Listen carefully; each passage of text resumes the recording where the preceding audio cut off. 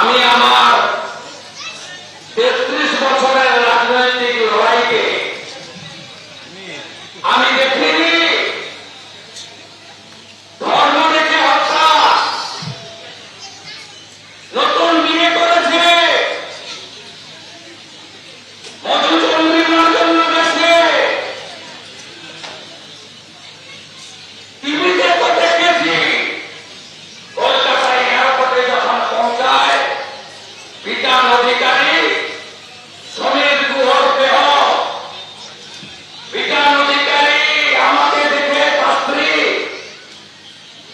আমাকে দেখে বলছে, দাদা আমার মাথার সিঁদুর দেখে মেরে দিল, কালমা পড়তে বলেছিল। বিধান কালমা কলমা জানে না। সমীর গুহর স্ত্রী বলছেন,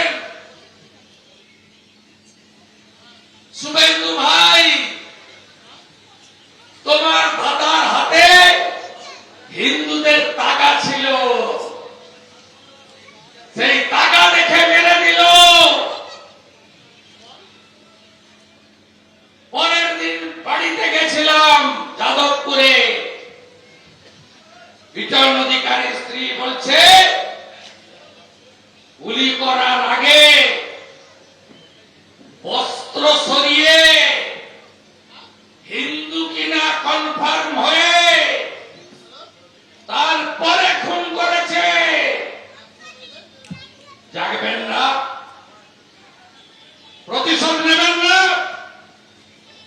ভারতীয় সেনা প্রতিশোধ নিয়েছে, মাসুদ আজহারের বংশকে নির্বংশ করে এসেছে অপারেশন সিঁদুর।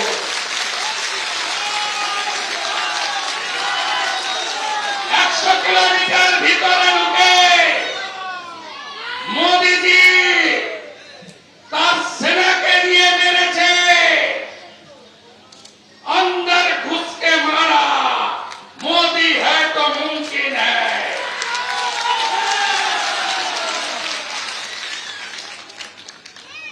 প্রতিশোধ নেবেন না। হরগোবিন্দ দাস, চন্দন দাস 2019-এ এই তিনজনকে মেরেছে হিন্দু বলে। মোহাম্মদ সেলিম সাহেব সেকুলার নেতা বলেন, বলেছিল হরগোবিন্দ দাস, চন্দন দাস বামপন্থী করেন। আমি কোর্টের অর্ডার নিয়ে কয়েকদিন পরে যাওয়ার সুযোগ পেলাম ধুলিয়ার শামশেরগঞ্জে। আমাকে হরগোবিন্দ দাস, চন্দন দাসের পরিবার বলল যে দাদা